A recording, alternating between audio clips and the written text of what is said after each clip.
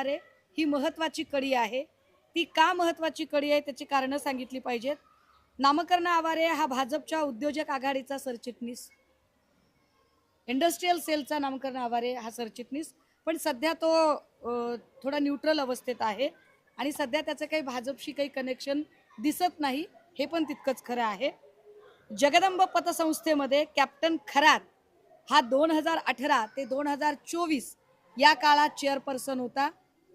ही जगदंब पतसंस्था चर्चेत आणणं गरजेचं आहे, ते याच्यासाठी की या जगदंब पतसंस्थेमध्ये सध्या या पतसंस्थेचा सर्वेसर्वा हा नामकर्ण आवारे आहे। ज्या नामकर्ण आवारेच्या संस्थेमध्ये स्वतः खरातच चेअरपर्सन होते 2018 ते 2024। पुढे 3 अपत्य असल्याने सहकारी संस्थेचा चेअरमन होता येत नाही असं म्हणत ती चेअरमनशिप नंतरच्या काळामध्ये थोडीशी ही झाली होती। 15 वर्षापासून हा जो आवारे आहे हा 15 वर्ष शिवनिका ट्रस्टवर संचालक होता। म्हणजे शिवनिका ट्रस्टवर आवारे आणि आवारेच्या बँकेवर खरात या दोघांचे आर्थिक हितसंबंध आहेत। 1 वर्षापासून आवारे आणि खरात हे दोघे जरी वेगवेगळे असले तरी सुद्धा मुळात खरातची भोंदूगिरी वाढवण्यासाठीचं सगळ्यात पहिलं कॅम्पेन चालवलं ते आवारेने चालवलं। कारण आवारे त्या काळामध्ये स्टाईसचा मेंबर होता। स्टाईस काय आहे? सिन्नर तालुका औद्योगिक सहकारी वसाहत संस्था।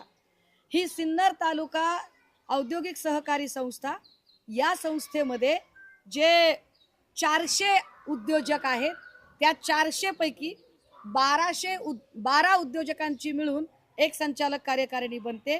त्या 12 पैकी एक हा आवारे होता। आवारेने त्याला बसायला जागा करून दिली खरातला। तिकडे येणाऱ्या प्रत्येक उद्योजकाला जर काही अडचणी येत असतील, व्यापारामध्ये बिझनेसमध्ये काही कमी जास्त होत असेल तर आवारे लगेच सांगायचा, तुम्ही जरा खरात गुरुजींना हात दाखवता का, खरात गुरुजींना पत्रिका दाखवता का। असं करून एक एक इंडस्ट्रियलिस्ट खरातपर्यंत पोचवायचं काम आवारेने केलं। आवारे एवढ्यावर थांबला नाही। आवारेने जे पुस्तक लिहिलं असा मी नामकर्ण, या पुस्तकामध्ये साधारण 18 पानं आहेत, पान क्रमांक 67 पासून पुढची। ही जर पानं वाचली तर लक्षात येईल आवारेने जाणीवपूर्वक ठरवून खरात कसा सिद्ध पुरुष आहे हे सांगणाऱ्या चमत्कारिक कथा लिहिल्या। म्हणजे बुवाबाजी वाढवण्याचं काम हे आवारेने केलं। त्या सगळ्या सुरस कथा लिहून कुठल्या तरी विधवेला कसा गुण आला, कुठल्या तरी म्हातारीला कसा गुण आला, कुठल्या तरी माणसाला कसं धंद्यामध्ये यश मिळालं, अशा सगळ्या प्रकारच्या सुरस चमत्कारिक कथा या आवारेने लिहिल्या। आवारेने वेगवेगळ्या यूट्यूबर्सना सांगून, वेगवेगळे जे ब्लॉगर असतात जे पर्यटन स्थळांची माहिती देतात त्यांच्याकडून हे मंदिर हेमाडपंथी आहे असा एक प्रचार सुरू केला। मुळात हेमाडपंथी मंदिर हे अष्टकोनी असतं, ईशान्येश्वर मंदिर हे साधं चौकोनी मंदिर, अगदी आत्ता आलेलं मंदिर, परंतु या मंदिराला स्वयंभू बनवणे, या मंदिराला हेमाडपंथी ठरवणे, या मंदिराचा प्रोपोगंडा करणे, या मंदिरात मोठमोठ्या नेत्यांची उठबस करणे, या सगळ्यांमध्ये जो सगळ्यात महत्त्वाचा हात आहे तो नामकर्ण आवारेचा आहे।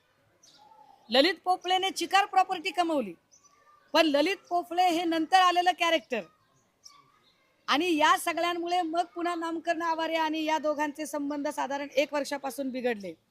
जेव्हा नामकर्ण आवारे पत्रकारांना किंवा सगळ्यांना सांगतोय की मी 1 वर्षापासून त्याच्याकडे लक्ष देत नाही किंवा माझा आणि त्याचा संबंध नाही, तर मग जर संबंध नाही तर नामकर्ण आवारेने तेव्हाच खरात हा भोंदू आहे, खरात चुकीचं वागतोय, खरात बायकांचं शोषण करतो, ही गोष्ट नामकर्ण आवारेने पुढे का आणली नाही?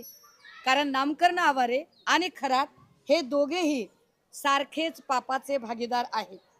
विशेष गोष्ट, या तीर्थक्षेत्राला क वर्गाचा दर्जा 2018 मध्ये मिळाला। 2018 मध्ये मिळाला दर्जा, आता मात्र वेबसाईटवर ती माहिती दिसत नाही, पण 2018च्या यादीमध्ये या क्षेत्राला तीर्थक्षेत्राचा दर्जा देण्यासाठी कोण कोण लोक होते हे सुद्धा एकदा बघितलं गेलं पाहिजे।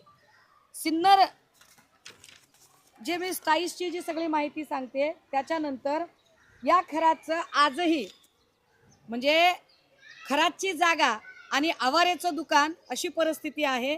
सिन्नर गावातलं हार्डवेअरचं दुकान आजही